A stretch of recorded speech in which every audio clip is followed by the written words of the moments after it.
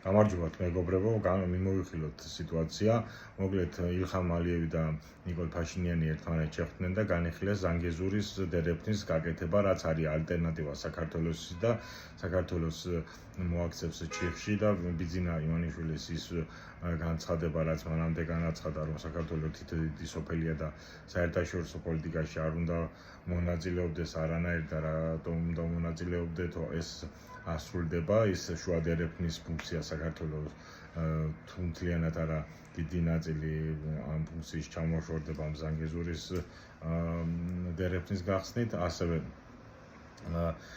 გადაინტერენ დასავლეთი ევროპა, ამერიკა და ყველა deep states უზახიან და ამხრივაც ერთ-ერთებით რუსეთისა და რუსეთის, ჩინეთის და ირანის წინააღმდეგ და ამასობაში კიდევ 2014 წლის შემდგომ ბოლო აღწერით საქართველოში 460 სოფელი მოხდა 460 სოფელი გახდა ნასოფლარი.